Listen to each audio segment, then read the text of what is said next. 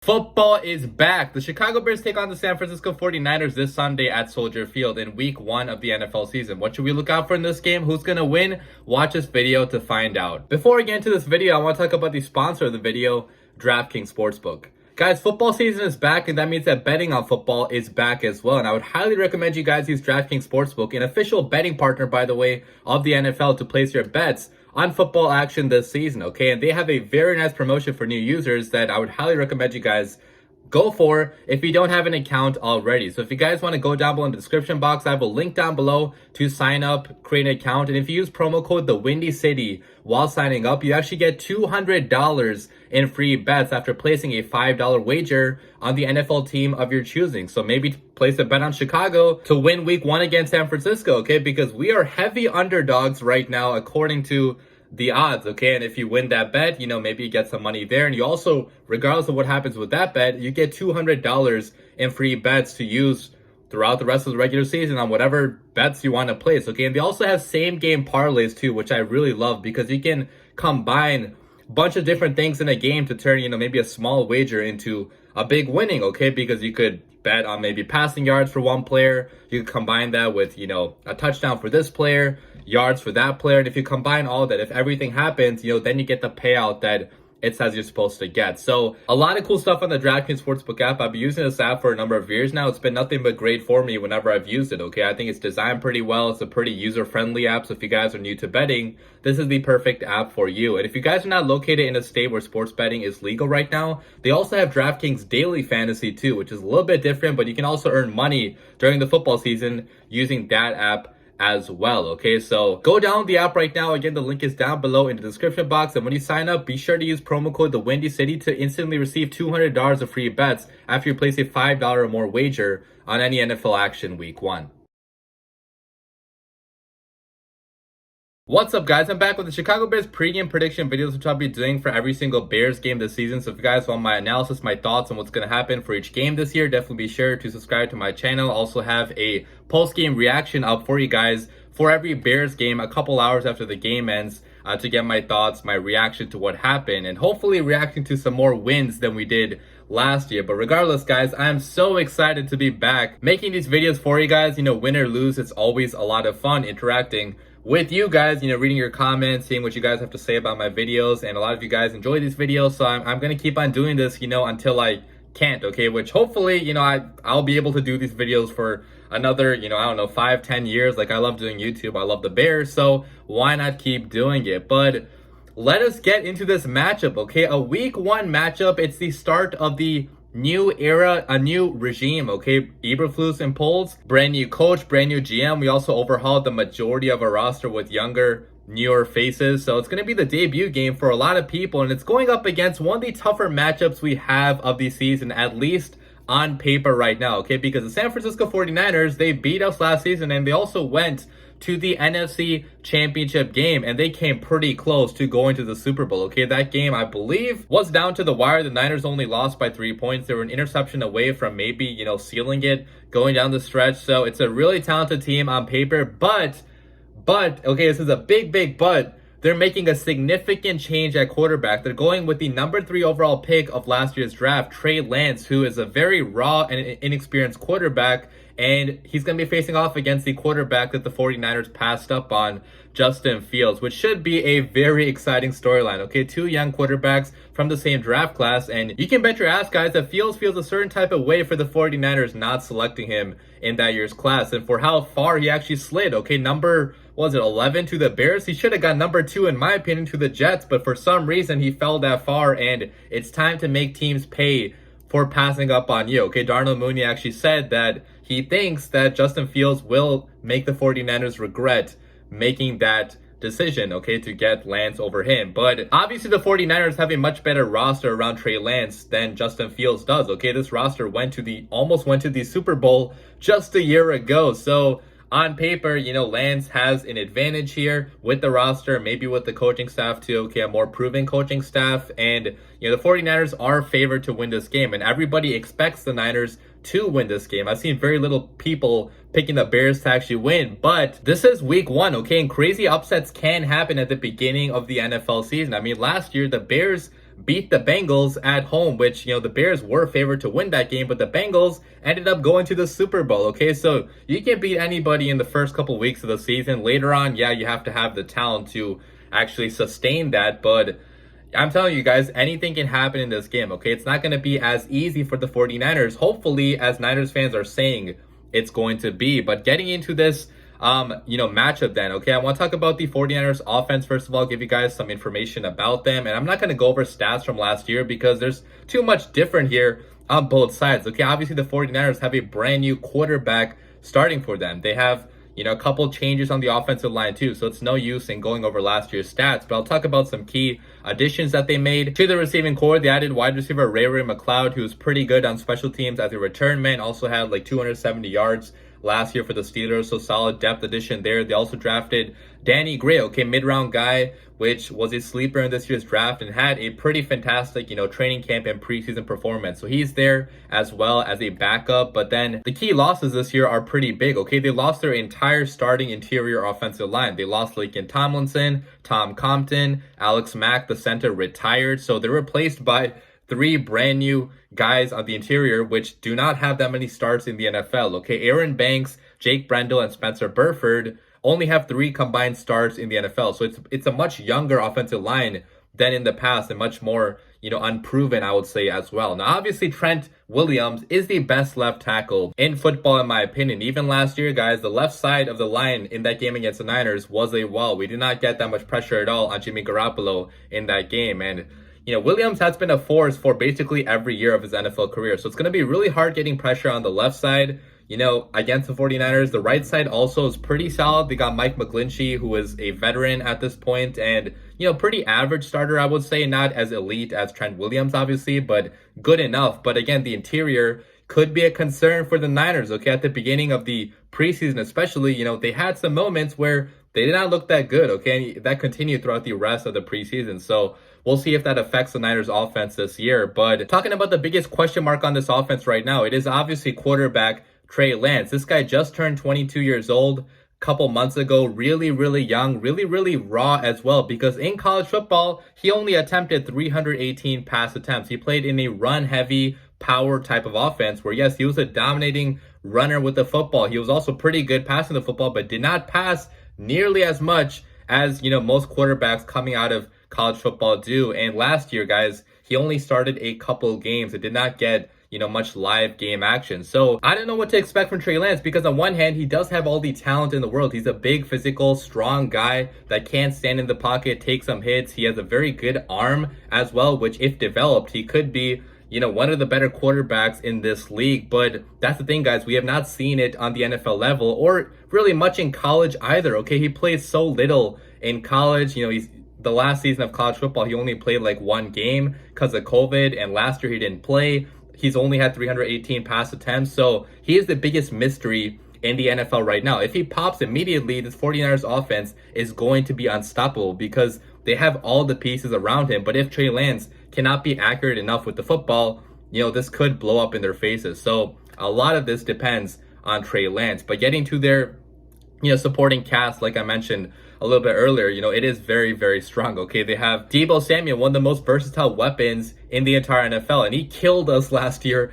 at Soldier Field, which I saw firsthand because I was at that game and saw him, go off for whatever stat line he had. They also have Brandon Ayuk, very strong second option, who was a high round pick and can separate pretty well, has pretty fantastic hands, the ability to make contested catches. Hasn't been used as much, I would say, as 49ers fans would have liked him to be used, but has all the potential in the world. They have George Kittle, who is a very good blocking and receiving type of tight end and one of the better ones in the NFL. They have Elijah Mitchell, Jeff Wilson. The 49ers rushing attack is pretty much always solid regardless of who the running backs are, okay? Because that scheme is designed to give success to the running backs. And obviously, like I mentioned, they have Trent Williams, okay, one of the best tackles in the NFL, if not the best. But there are big question marks right now on the interior of the offensive line and also at quarterback, which could maybe limit the Niners offense somewhat, especially at the beginning of the year. But talking about the 49ers defense now, it's a pretty strong unit as well all around. Okay, they were a top 10 unit in both points and yards allowed last year under defensive coordinator DeMeco Ryans, and they had that fantastic playoff performance as well, guys, against Aaron Rodgers. Held them to like, what was it, like 3 offensive points? Okay, one of the best offenses in the NFL. That was a spectacular defensive performance by the entire defense, and they added a couple guys as well. So they got cornerback Charvarius Ward from the Kansas City Chiefs, who I actually wanted the Bears to get, so I thought that was a pretty good cornerback addition for them. A guy that can play pretty well in man, pretty scrappy as well. They drafted edge rusher Drake Jackson out of USC, very talented guy in the second round. I'm talking about their key losses. They lost safety Jaquiski Tart, and they also lost Kwan Williams on nickel cornerback. And guys, also big injury for them. Okay, safety Jimmy Ward is on the IR right now with a hamstring injury, so that's a big loss for the Niners. Okay, one of their best guys in the secondary in the back end who can play all over the field. He's no longer going to be on the field, at least against the Chicago Bears. And obviously the strength of this unit, guys, is going to be on the defensive front. Okay, they got Nick Bosa, Eric Armstead. They drafted, Drake Jackson. They have Javon Kinlaw in the middle, plugging up the running lanes. So there's just a crazy amount of talent on the in the front seven that could make it difficult for the Chicago Bears offense to function. Okay, their run defense was top 7 in the NFL last year, allowed 4.0 yards per carry. They had 48 total sacks, so really strong pass rush as well. And it could be a matchup problem for a young Bears offensive line, because we also don't know what to expect out of the Bears offensive line. Okay, a lot of brand new starters, and going up against guys like Bosa, okay, that's a tough matchup in week 1. Talking about their secondary, guys, it's a pretty scrappy, but I would say also maybe somewhat unproven secondary as well. They obviously have guys like Emmanuel Mosley, CB1. They have Charvarius Ward, who I really liked, that I mentioned as quarterback number 1 and 2, but behind them, it's a little bit questionable. Okay, their nickel cornerback position right now is not as strong as it was probably last year. They also lost, Jimmy Ward. They have a young guy at strong safety. They have George Odom starting at free safety, who is a vet, but not one that's had, a crazy amount of success in this league. So, we'll see what happens with the secondary. Okay, maybe the front seven can generate enough pressure to the point where it will not matter how good the secondary is or how inexperienced it is. And that could be possible against a team like the Bears, okay, because they also have Fred Warner on their defense as well. Okay, one of the best linebackers in the NFL. He's been playing fantastic football for the past, how many years it's been of his NFL career. He can plug up running lanes. He can get pressure on the quarterback as well, used all over the field for the 49ers. So overall, it has maybe some holes on it, but it's a very talented, very fierce defense and a tough matchup for the Bears week 1. Let's talk about our team, the Chicago Bears. Now, to begin by talking about the Bears offense, first of all, and again, it's no use bringing up stats from last year because there's a lot different on the Bears offense right now. Okay, I'll talk about the additions that the Bears offense made. We added Byron Pringle, receiver, St. Brown, receiver. We added Velus Jones, receiver. We added Braxton Jones, left tackle, okay, playing the most important spot on the Bears offensive line. A rookie, 5th round pick out of Southern Utah. Added Lucas Patrick, the center, and most important acquisition of all probably is new offensive play caller Luke Getsy, who is going to be running the same type of scheme that the other coach, Kyle Shanahan, will be running. Okay, it is the Shanahan wide zone type of offense that's had, a rise in popularity right now in the NFL. Okay, a lot of teams are running this type of offense. Talking about the key losses that the Bears offense had, we lost Allen Robinson, we lost Marquise Goodwin, Jason Peters, left tackle, and James Daniels. Okay, those are some of the biggest losses and acquisitions that the Bears offense had. And obviously right now, guys, it is a very unproven offense. Okay, we're starting a rookie at left tackle. We have young guys at right guard and right tackle. We have a very unproven receiving core, besides obviously Darnell Mooney. We have Equanimeous St. Brown, who barely played with the Packers. Byron Pringle, a nice depth option, but not like a proven star in this league. We drafted Velus Jones in the 3rd round, who I really like, but we'll see what he does in the NFL level. But you guys get my point. Okay, there's so much youth, so much inexperience on this Bears offense, which could make things difficult for Justin Fields at certain points this year, especially at the beginning when we don't have that time to gel and to develop. Okay, this is going to be a process. It's not going to be a fully functioning offense overnight as compared to last year. But I do think we have the pieces in the offensive play caller especially to be a better offense than last year. Okay, already in preseason, I've seen a lot that I've liked from Justin Fields, from the rest of the offense. And although preseason performance does not really matter, it doesn't always translate to the NFL level, I still saw a lot that I liked. Okay, I saw young guys like Braxton Jones, Tevin Jenkins, okay, Larry Borum step up and have good performances. I saw Justin Fields, have a new release, new mechanics that is helping him a lot. He looks like he's processing the field a lot better, playing a lot faster. So there's still reasons to be somewhat optimistic about the Bears offense, even though I don't think they're going to be a necessarily great unit this year. And they do have some pieces this year. I mean, they have Darnell Mooney, who had a 1,000-yard season last year, as basically being the number one option down the stretch. Okay, A-Rob barely seemed to play, and he's been connecting a lot with Justin Fields so far in preseason and also in camp. Okay, these two have been putting together a lot of work in the offseason. He has Cole Kmet, okay, third-year tight end that could maybe take that third-year jump that a lot of tight ends seem to take in the NFL. Okay, they have David Montgomery, okay, one of the most underrated backs in the entire NFL. Okay, a strong physical runner. They have Khalil Herbert, second-year running back, behind him. They added Treston Ebner, the rookie, who has receiving ability out of the backfield as well. So a very unproven offense overall, but some pieces that could be helping out Justin Fields this year. Talking about the Bears defense next, obviously the Bears defense also had a number of big changes on it, so I'm not going to go over the stats from last year. Okay, talking about the key additions that the Bears defense made. So we added Jaquan Brisker in the draft, drafted Kyler Gordon, signed Al-Quadin Muhammad, edge rusher, signed a interior defensive lineman, Justin Jones, signed Nicholas Moreau, linebacker, and probably the biggest, addition, the biggest change is obviously a new defensive staff. Okay, Matt Eberflus, our head coach, is a defensive-minded head coach, but we also hired a defensive coordinator, Alan Williams, who's going to be calling the plays for the Bears defense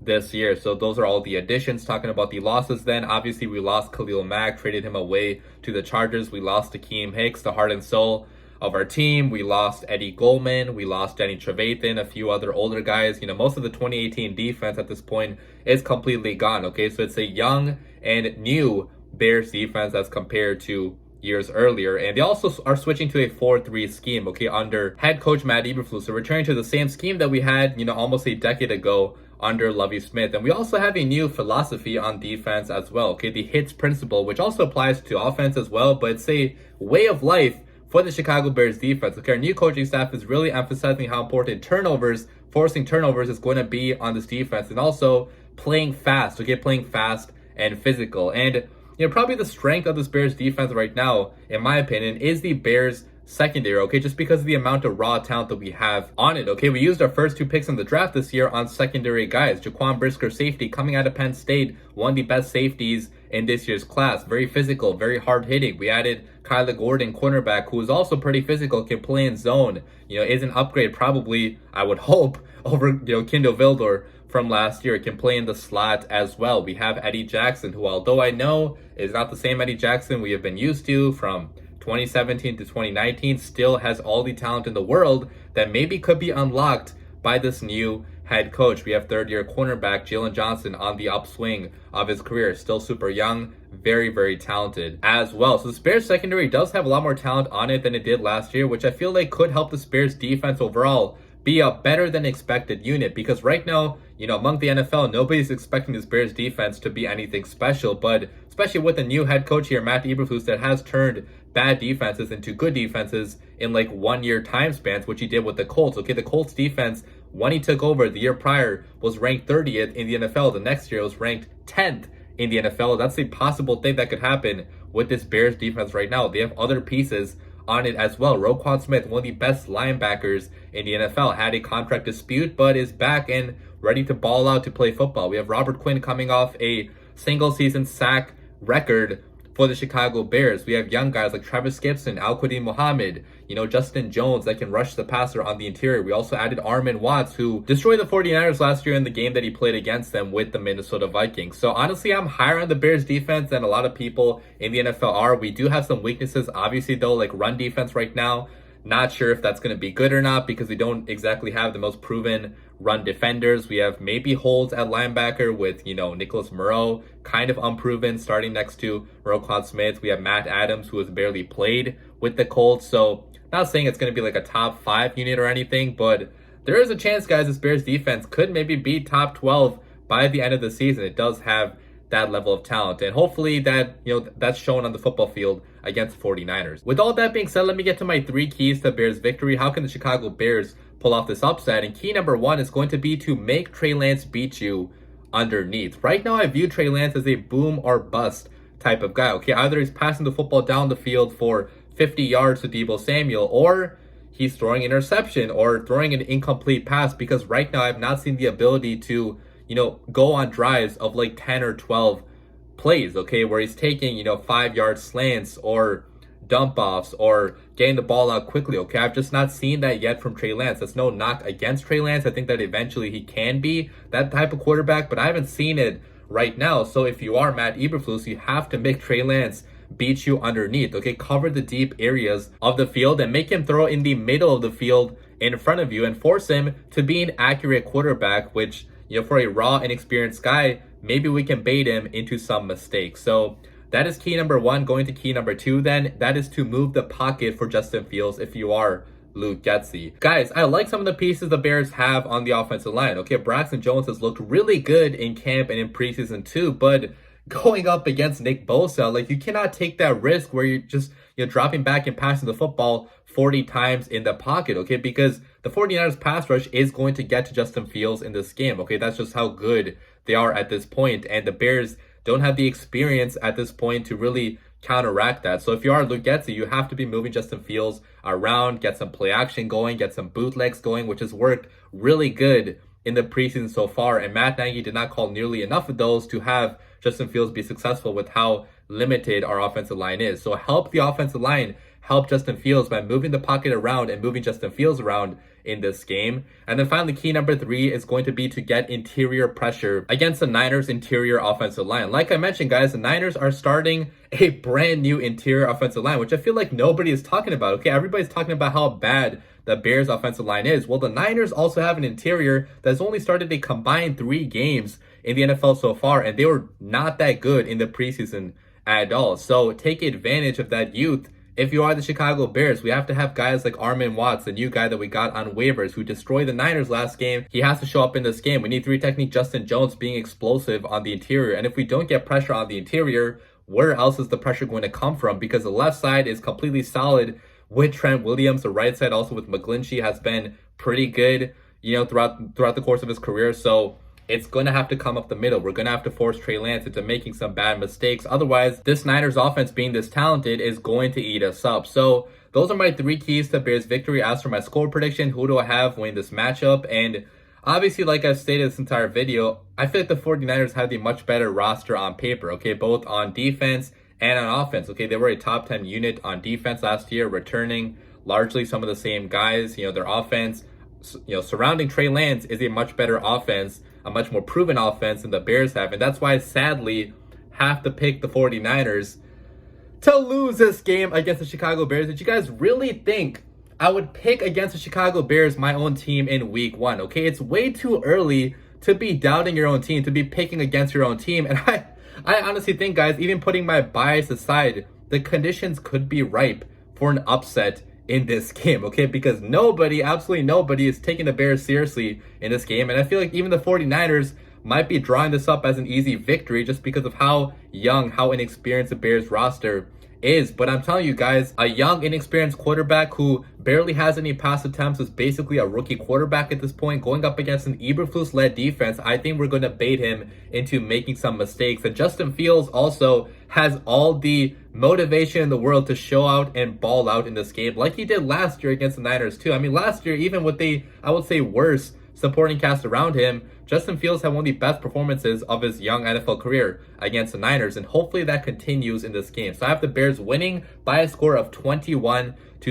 I think it's going to be a low-scoring, scrappy type of game where it's going to be some ugly football, okay? I don't think the Bears offense is going to look really good in this game just because of how good the Niners defense also is. But we should hopefully make just enough plays to sneak by with this upset victory, being at home and also going up against a young quarterback like Trey Lance. And yes, I know Justin Fields is young too and not proven yet, but coming out of college, he was a much better, much more proven passer of the football than Trey Lance was. And I think we'll see that in this game, hopefully. Again, if I'm wrong, you guys can come at me for being biased, for believing the Bears could somehow win, but I truly do feel like the Bears have a chance to steal this upset. As for my offensive MVP of this game, I'm actually going with a wild card here, Velus Jones Jr., the rookie. I think he gets maybe 60 receiving yards, a touchdown too, and his yak ability is really going to be helpful in this game, especially for a Bears offense that is going to be looking to dump the ball off super quick with how great the 49ers, pass rush is going to be. So Velus Jones, offensive MVP. For defensive MVP, Armin Watts. I mean, I can't believe the Vikings let this guy go. This guy going up against the same team